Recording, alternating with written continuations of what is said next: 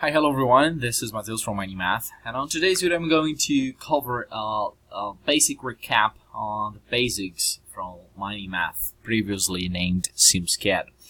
So the point here is that here we have a few contents from the online intermediate course we did for users that were certified in your technology. So I'm willing here to summarize things and to bring a bit more of content for you.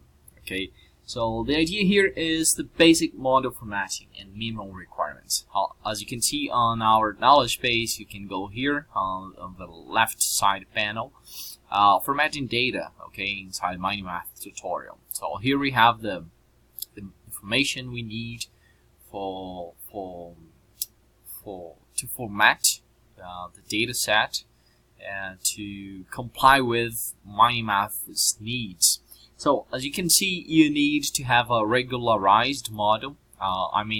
This means all blocks must have the same size. Okay, so that's the first point to take into account. Here we can imagine something like this.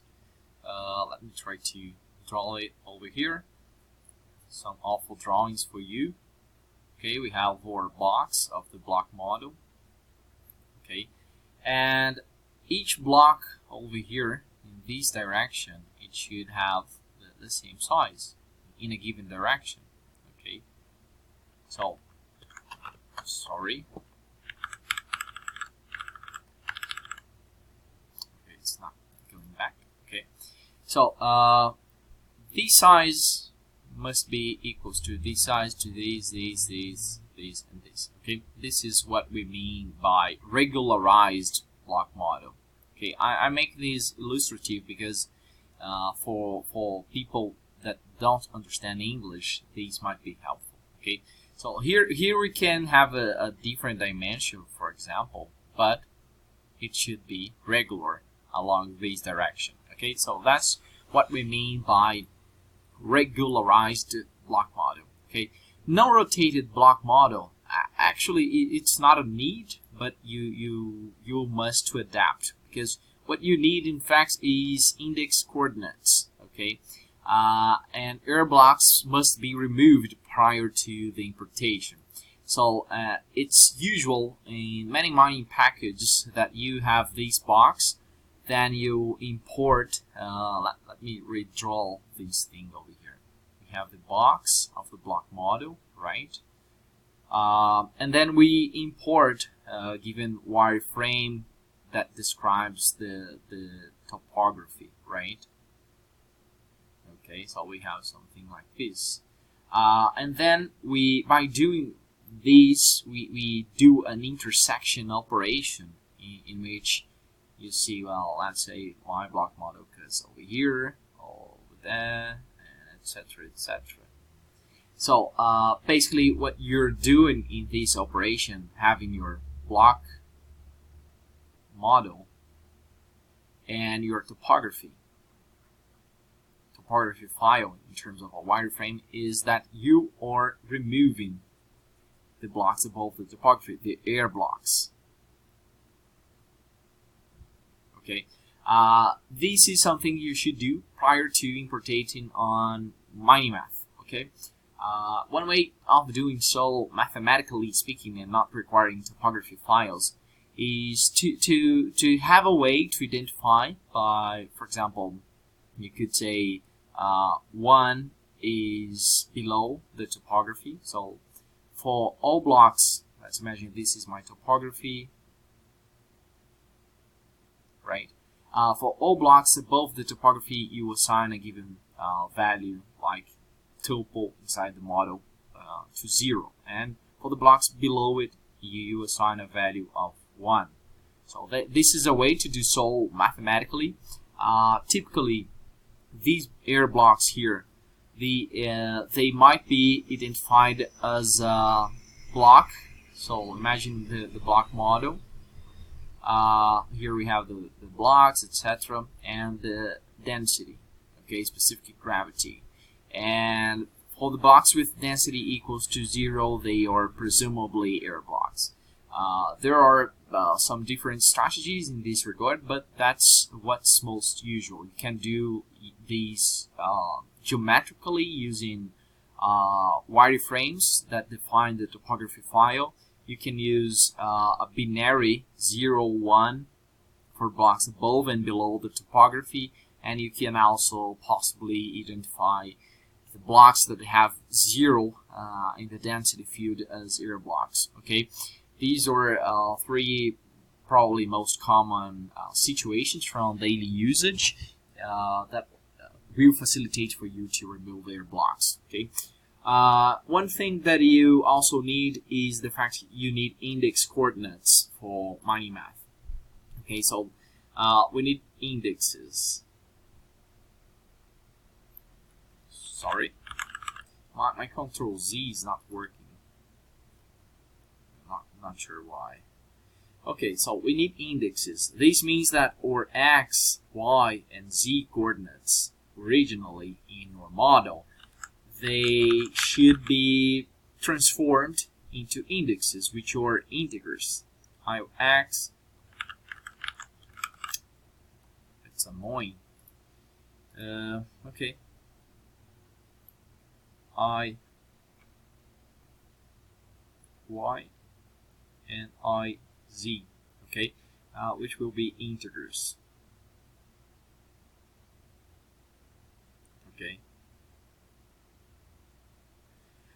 One additional importance in this regard is the fact that our sorting order, this is a tip and trick.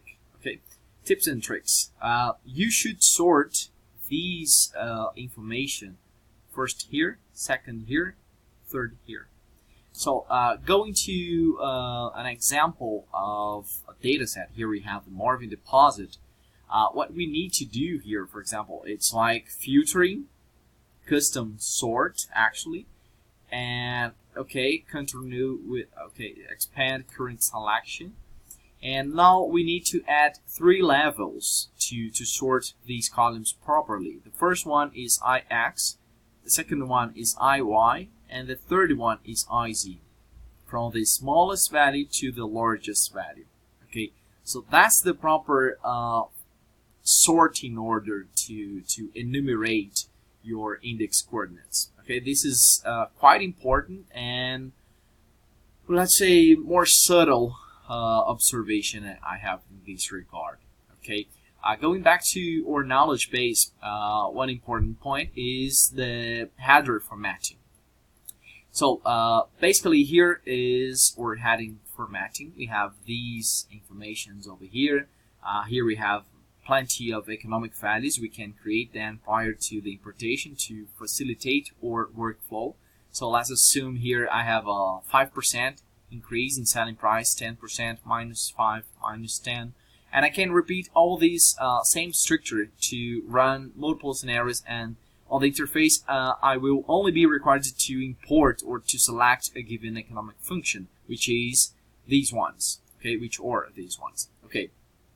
But what I'm emphasizing here is the fact we must limit the characters here up to 13 characters. Okay, this is because when MiningMath creates the reports file, like here I have my model, let's open it. Here you will see the reports for the Marvin data set. Okay, so as you can see over here, there are many tabs over here for which we can see, for example, process 1 was the name of the destination, was the name of the economic value of the economic function. Okay, and along with this naming, which was previously defined in my header, okay, MiningMath will also create additional characters, okay, like gold, grade, etc., just to be more specific about the content of each tab. Okay, and when we put these original naming of the column header along with the additional characters created in these tab namings, Excel might crash. Okay, so I guess the total limit from Excel is 25, and considering the limit of what comes from MiningMath's header information, the actual limit should be 13 characters, as we specified over here. This will prevent Microsoft Excel from crashing, because considering the needs we have in terms of additional characters to create, you should limit yourself up to 13 characters. If Excel crashes, you will not see output files being generated properly. So to avoid these, this is a very subtle issue, but it's very, very important to emphasize in this regard. And I'm sharing here so you can avoid these at all costs. So try to figure out a way to simplify your namings for the header information. Even though sometimes it will become less intuitive in this regard, but it's still important to do something like process 1. I simply simplify to P1. Okay, so try to use these sort of strategies to avoid any annoyance or issue from Microsoft Excel. Okay, in terms of data format, you should use a CSV file. Something that is important, it's the number. Let me see, number format. Let's see. Okay, let me go to the control panel. This is a pretty common issue with Brazilians, especially because we use a different number format. So you can go to control panel, clock and region, number formats, and additional settings in the first page. And here you should change decimal symbol to a dot, and digit for group symbol as a comma, and especially the least separator as a comma. So these were the most important ones to change. In Brazil, for example, the number format is the opposite. So here you can see pretty much of an example on how their configurations are right now. By default, Brazilians use these. Okay, so we have something, not sure, I believe this is showing just the current format applied. Let me try to get back over here. Okay, so Brazilians use this format by default, especially in computers with Portuguese language. So to avoid these, use this sort of thing over here. Okay, comma, comma, and dot, and then you'll have the international number formatting. These will allow you to open and edit. For example, Marvin data set is like this. It's a CSV file, Microsoft. Okay, it's not a CSV file. Microsoft, let me see. Okay, it's this. Okay, Microsoft comma separated value, CSV.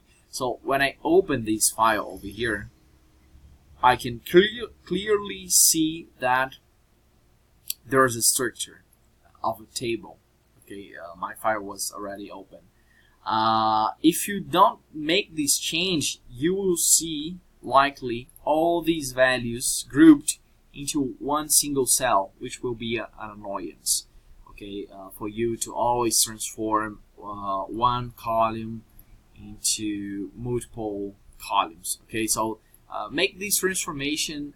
This number format is also applicable probably to other tools like Power BI, like other mining packages. So it's really useful for these daily and technical usage of technical solutions on your Windows platform. Okay.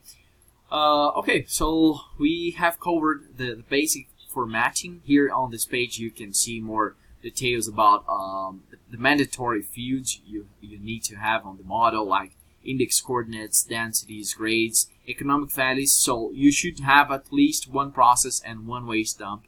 Okay, here you can see the formulations to calculate index coordinates. Here you can see a bit more of tips and tricks and attention to software conventions. And this is very special because it reminded me the following thing. For example, many mining packages will adopt their own software conversions or own conventions to transform coordinates. Let's say you have UTM coordinates, and they have a built-in tool to convert to indexes, right? Okay, and when they do this transformation, some of them, like MineSite, Hexagon's MineSite, or now it has changed the name, but I didn't remember the new name. In any case, MineSite, for example, will start the IZ from here. So it starts to count downwards because they use the logic. Well, we have the data set and our mine grows downwards, right? Reasonable. This is most about software convention. There's no wrong or right in this regard. But MiningMath uses the opposite convention, which is IZ starting from the base of the model and then growing upwards. So for MiningMath, here we have 1, 2, 3.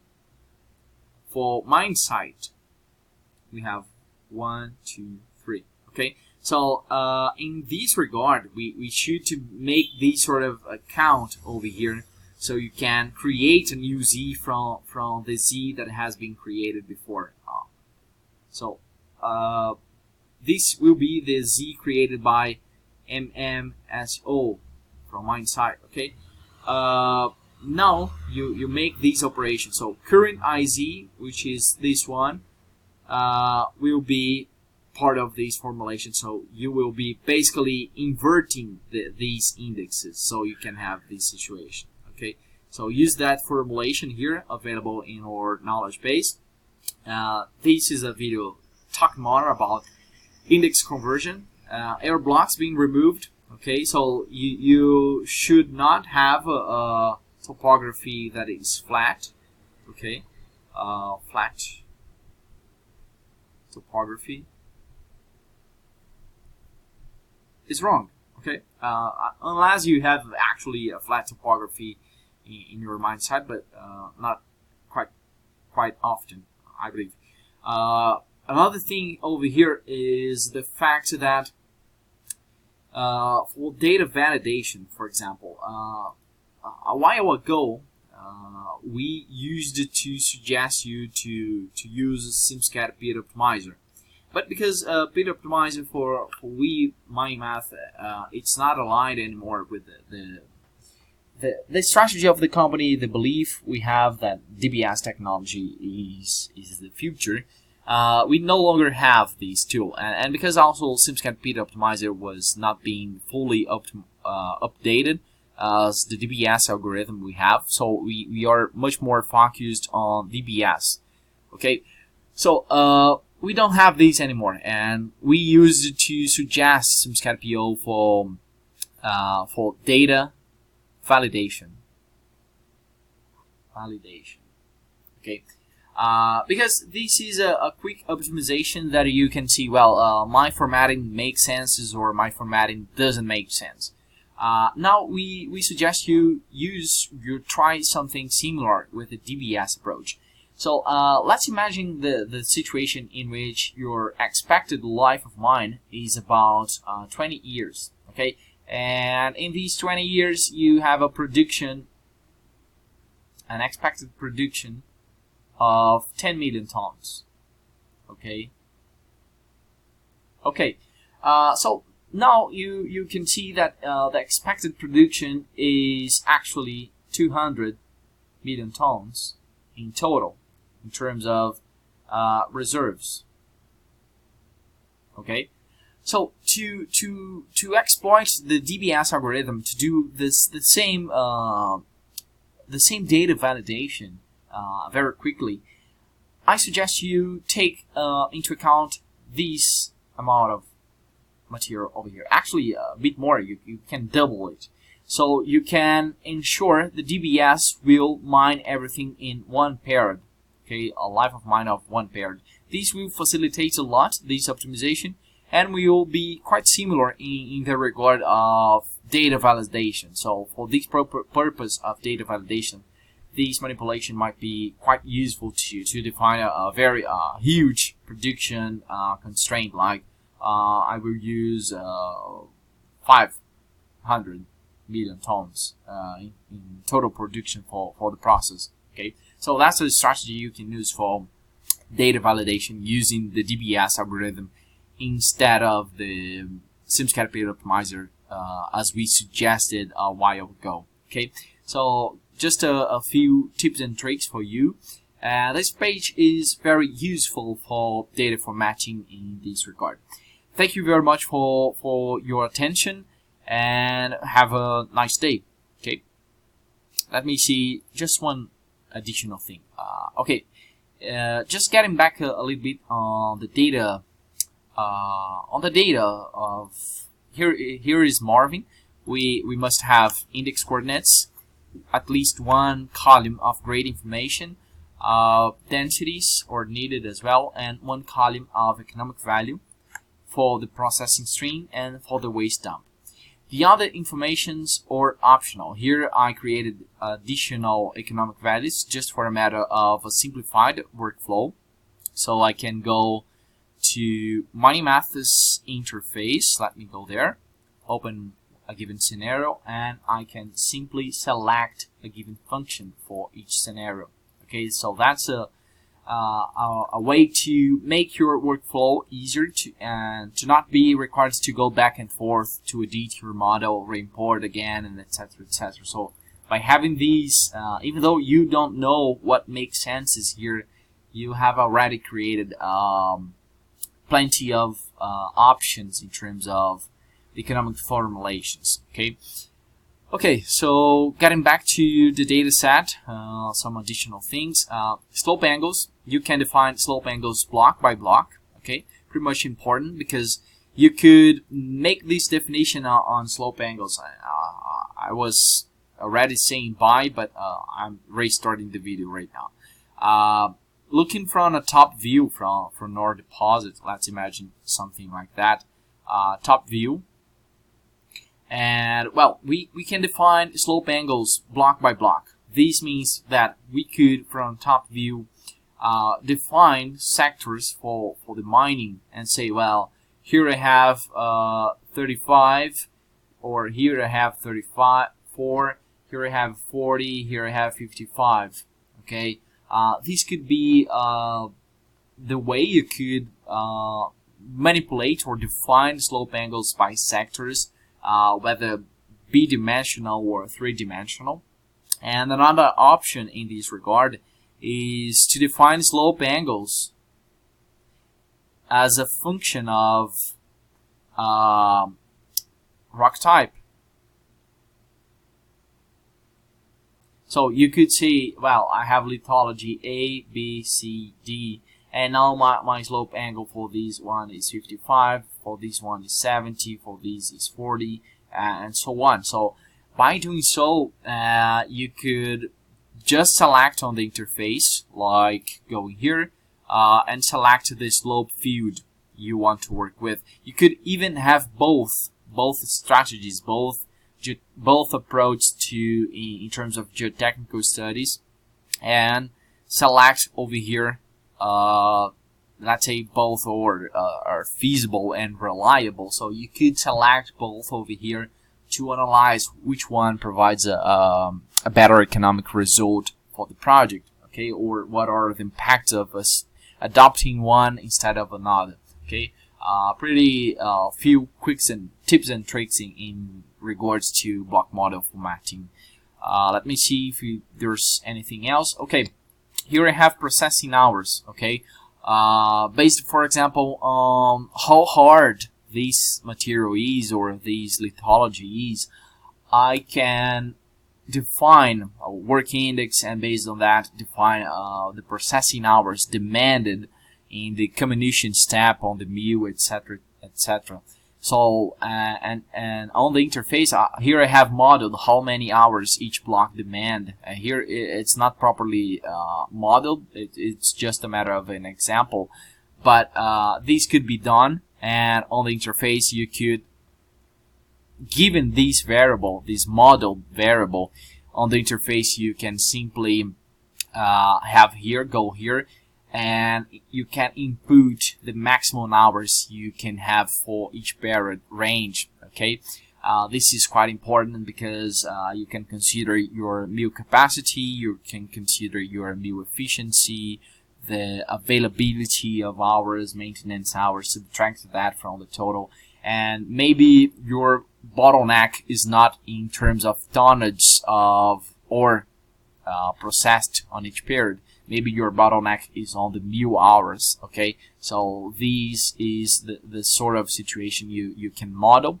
You can also apply the same train of thought to apply to energy consumed, water consumption, carbon dioxide equivalent emissions, noise. You can model toxicity, and anything else.